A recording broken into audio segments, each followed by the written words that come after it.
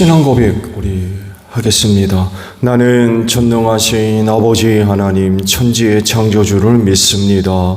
나는 그의 유일하신 아들 우리 주 예수 그리스도를 믿습니다. 그는 성령으로 잉태되어 동정녀 마리아에게서 나시고 본디오 빌라도에게 고난을 받아 십자가에 못 박혀 죽으시고 장사된 지 사흘 만에 죽은 자 가운데서 다시 살아나셨으며 하늘에 오르시어 전능하신 아버지 하나님 우편에 앉아 계시다가 거기로부터 살아있는 자와 죽은 자를 심판하러 오십니다. 나는 성령을 믿으며 거룩한 공교회와 성도의 교제와 죄를 용서받는 것과 몸의 부활과 영생을 믿습니다. 아멘. 찬송가 426장 부르시죠.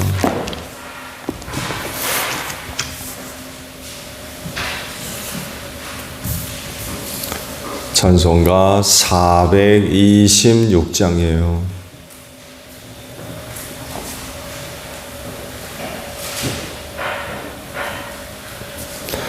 이 죄인을 완전케 하시옵고 내 맘속에 영원히 거하소서. 죄 가운데 빠졌던 몸과 마음을 있는 보다 더히게 하옵소서.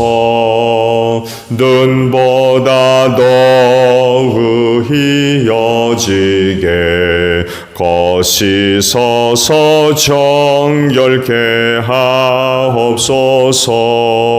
저보좌에 앉으신 주 예수여 이 몸 주께 드리니 받으소서. 내 마음과 지식도 드리오니 있는 보다 더히게 하옵소서. 눈보다 더욱이 여지게 거시서서 정결케 하옵소서. 그 상하신 발 아래 엎드려서 날 깨끗게 하시기 원합니다. 날 정결케 하는 피 미사오니 있는 보다 더히게 하옵소서. 눈보다 더욱이 여지게 거시서서 정결케 하옵소서. 아멘. 말씀을 봅니다. 오바댜서입니다. 구약성경 오바댜서예요. 두꺼운 성경 1479페이지 있습니다. 1절에서 14절까지 말씀입니다. 이것은 오바댜가 받은 계시이다. 주 하나님이 에돔을 두고 하신 말씀이다. 주님께서 여러 민족에게 천사를 보내시면서 너희는 일어나라 에돔을 쳐부수러 가자 하신 말씀을 우리가 들었다. 나는 여러 민족 가운데서 너를 가장 보잘것없이 만들겠다. 모든 사람이 너를 경멸할 것이다. 내가 바위 틈에 둥지를 들고 높은 곳에 집을 지어놓고는 누가 나를 땅바닥으로 끌어내릴 수 있으랴 하고 마음속으로 말하지만 너희 교만이 너를 속이고 있다. 내가 독수리처럼 높은 곳에 보금자리를 꾸민다 하여도 내가 별들 사이에 둥지를 튼다 하여도 내가 너를 거기에서 끌어내리고야 말겠다. 다 주의 말이다. 너에게 도둑때가 들거나 밤중에 강도때가 들이닥쳐도 자기들에게 필요한 만큼만 빼앗아 간다. 포도를 털어가는 사람들이 들이닥쳐도 포도송이 얼마쯤은 남겨놓는다. 그런데 에서야, 너는 어찌 그처럼 샅샅이 털렸느냐? 내가 깊이 숨겨둔 보물마저 다 빼앗기고 말았다. 너와 동맹을 맺은 모든 나라가 너를 나라 밖으로 쫓아내고 너와 평화조약을 맺은 나라들이 너를 속이고 너를 정복하였다. 너와 한 밥상에서 먹던 동맹국이 너의 발 앞에 올가미를 놓았다. 너의 지혜가 어디 있느냐? 나주가 말한다. 그날에는 내가 에돔에서 슬기로운 사람을 다 없애고 에서의 방방곡곡에 지혜 있는 사람을 남겨두지 않겠다. 대만아, 너희 용사들이 기가 꺾이고 에서의 온 땅에 구이는 한 사람도 남지 않고 모두 다 칼에 쓰러질 것이다. 내 아우 야곱에게 저지른 그 폭행 때문에 내가 치욕을 당할 것이며 아주 망할 것이다. 내가 멀리 서서 구경만 하던 그날 이방인이 야곱의 재물을 늑탈하여 외적들이 그의 문들로 들어와서 제비를 뽑아 예루살렘을 나누어 가질 때에 너도 그들과 한패였다.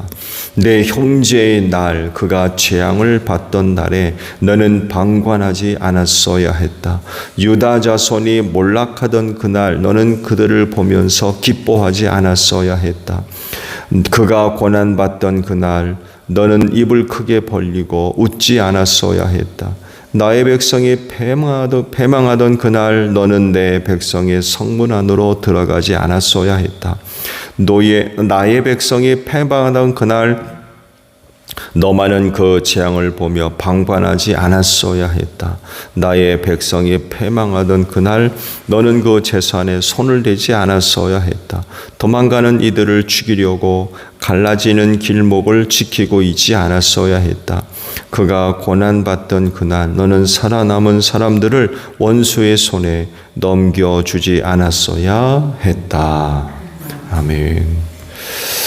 오늘은요 11절 하반절에 있는 말씀이에요. 너도 그들과 한패였다라는 말씀입니다.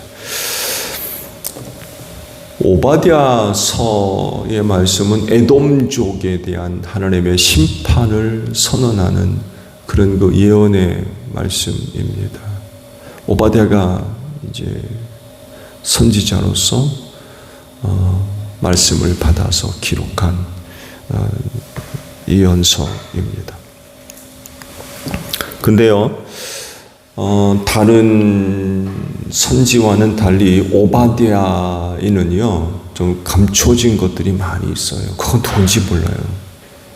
성경 말씀 보면 다른 말씀들을 보게 되면 저자가 누군지 그 집안의 어떤 내용들을 소개하는 그런 말씀들, 또 그가 어떻게 또 부름을 받았는지 이런 소명에 대한 말씀들이 기록이 되어 나오는 게 일반적인데 오바댜는 그런 게 없습니다. 그래서 그가 누군지 잘 몰라요. 그리고 그가 정확하게 언제 부름을 받아서 선지자의 그 사역을 감당했는지도 자세하게 언급되어 나오지를 않습니다. 근데 말씀의 내용을 근거로 해서 그가 누구며 어느 시대에 그 사역을 감당했는지 이제 추측해내는 게 전부입니다. 14절 그 예루살렘 성의 멸망을 목격한 그런 것들을 볼 때에 남유다 출신의 선지자가 아니냐 이런 추측을 하고 사역의 시기도 예루살렘 성이 멸망하고 난 뒤가 아니냐 이런 그 추측들을 하고 있습니다. 오바댜서가 언제 기록됐을까라고 할 때에 1장 11절의 말씀을 또 근거를 두고 오바댜서의 연대를 추측을 하고 있죠. 에돔이 연합군의 일원이 되어가지고 예루살렘을 함락시킨 그런 그 내용들이 쭉 기록되어 나오거든요. 그래서 아마 이때쯤 오바댜서가 기록되지 않았느냐 추측을 하는데요.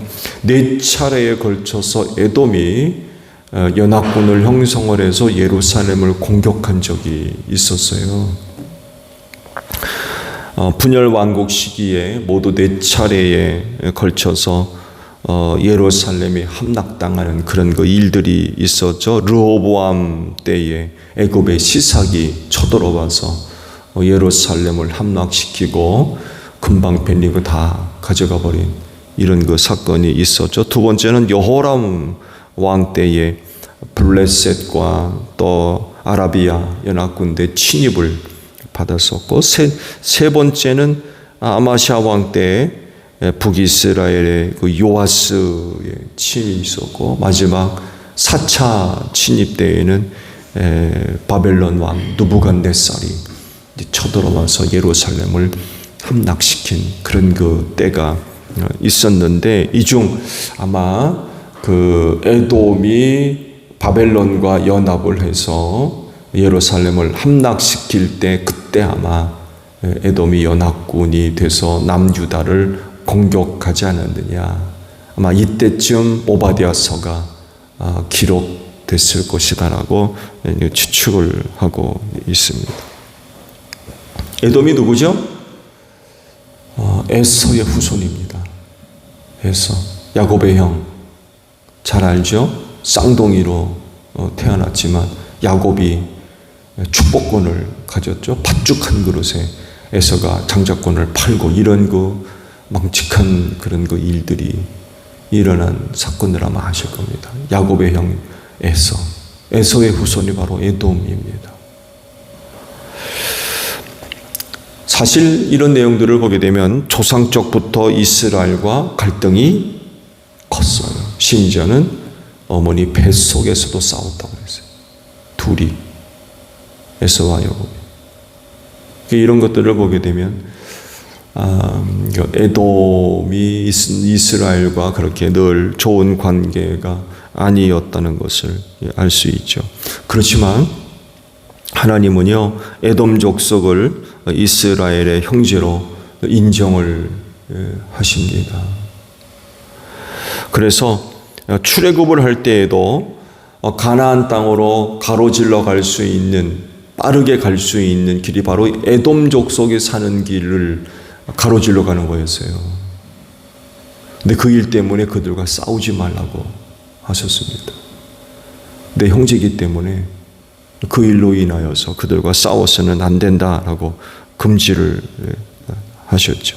이뿐만이 아니라 율법에 의하면은요, 이스라엘로 귀화한 에돔 사람은요, 3대가 지나면 이스라엘의 총회에 참석할 수 있는 기회를 줬어요. 여러분 아시죠? 이방족에 대한 이스라엘 백성들의 그런 그 부정적인 자세는 뭐 아주 유명하죠.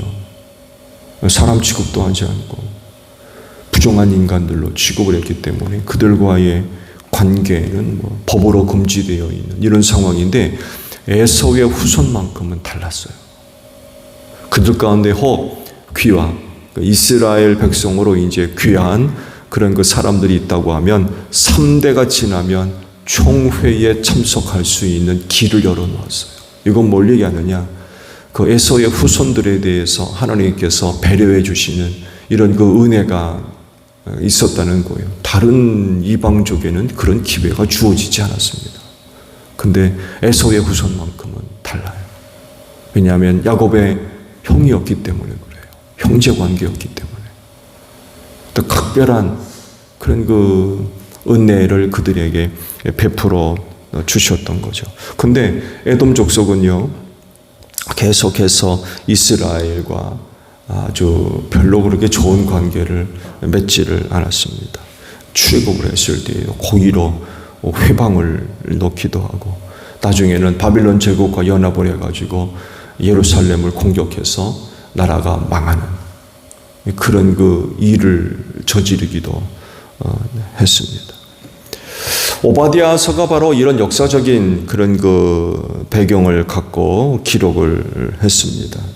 즉 형제 국가로서 가져야 할 어떤 우위를 저버리고 그 바벨론을 도와서 그 남유다를 멸망시킨 것에 대한 하나님의 심판이 이제 선언되고 있는 말씀이에요. 오늘도 마지막 말씀의 후반부에 있는 말씀들을 보세요. 에돔족이 당시 어떤 일을, 어떤 자세를 취해 있는지 쭉 고발을 하시죠. 남유다가 그렇게 공격을 받았을 때 형제 국가로서 에돔이 마땅히 취해야 할 그런 그 행동을 하지 않았다는 거예요. 오히려 그들과 한패가 돼가지고 남유다를 공격해서 예루살렘을 멸망시키는 이런 짓을 했다는 겁니다. 그것에 대한 하나님의 심판을 받게 될 거다라고 예언을 하고 있는 거죠. 하나님의 성품 가운데 하나 우리가 잊지 말아야 할 부분은 공의로움입니다. 하나님은 공의로우신 분이십니다. 그래서 불의를 용납하지를 않으세요. 공의를 세우시고 공의를 이루기 위해 불의를 심판하십니다. 근데 세상은 이걸 인정하지 않죠. 세상은 이런 거 인정하지 않습니다. 그러나 그럼에도 불구하고 하나님은 공의로우신 분이기 때문에 불의와 불법과 죄를 심판하시는 분이 바로 하나님이세요.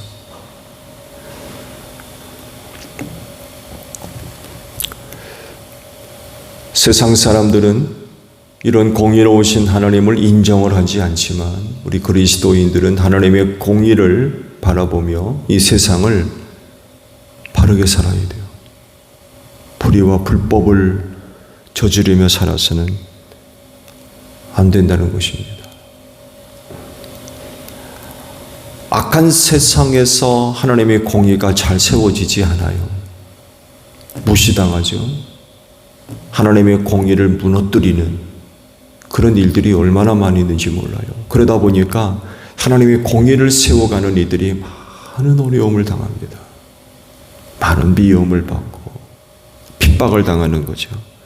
그렇다 할지라도 하나님의 공의를 바라보며 끝까지 견디고 참으며 하나님의 의의를 세워가는 그런 그 모습들이 있어야 돼요. 100이면 100 다 하나님의 공의를 무시하고 불의와 불법을 저지른다 할지라도 그리스도인은 하나님의 공의를 바라봐야 돼요.